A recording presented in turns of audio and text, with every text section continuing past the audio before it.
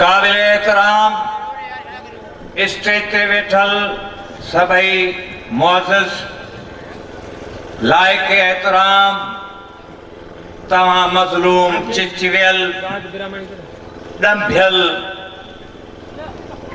ॾुकारियल देश जा मज़लूम हो।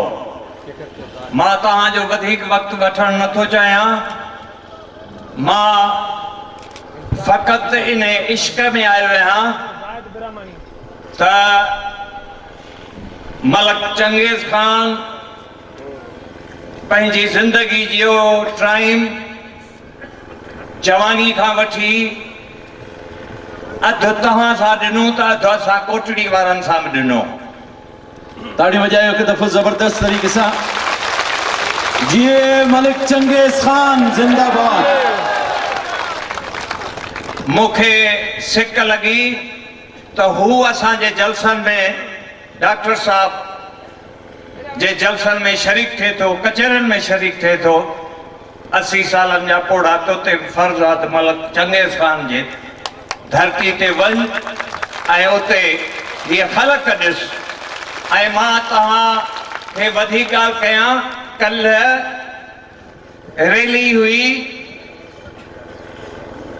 डॉक्टर जी जामशोरो इतिहाद जी सभिनी उम्मीदवारनि जी हुई, जेका मंझंदि खां हली।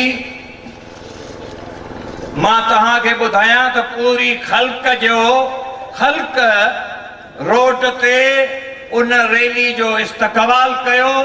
ऐं हीअ अॼुकल्ह जेका मीडिया सिस्टम आहे उन ते जेके लफ़्ज़ ॻाल्हाया आऊं उहे लफ़्ज़ चई नथो सघां, एॾी रैली हुई।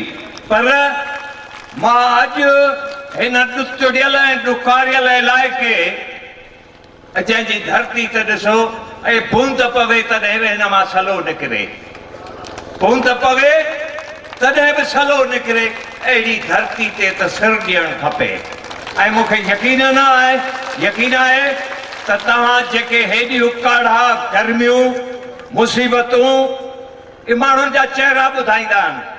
अॼु असां लंघिया आहियूं नूरियाबाद खां ॿिए हंधां पोस्टर वॾा वॾा आहिनि, ख़र्च वॾो वॾो आहे, पर माण्हुनि जा जेके उनजे हिमायत जा हुननि जा चहिरा मुर्कूं न आहिनि। मातम आहे, उन्हनि जे सिफ़रनि में मातम आहे। मूंखे यकीन आहे त जंहिं जोश सां ही कुदरत इलाही जामशोर इतिहाद ते रहमत आहे, जंहिंजूं फुड़ियूं पाण जबल ऐं थर जा माण्हू बरसाति वसंदी आहे चवंदा शादीअ में चवंदा घोट सवागो आहे। असांजे हिन वर्क में बरसाति पई आहे, असीं चवंदा असांजा उमेदवार सवागा ऐं ज़रूरु खटींदा। पर पोइ बि अव्हांखे ॿुधायां, असांजो जेको बोतार आहे वर्क कोन थो करेव, नियापा करे थो त आऊं खटे वेंदुसि। उहो छा आहे, ॿियो कुझु कोन्हे। दहशतगर्दी, ख़ौफ़, इहे जॾहिं ॾंडो, इहे सरकारी इंतिज़ामिया।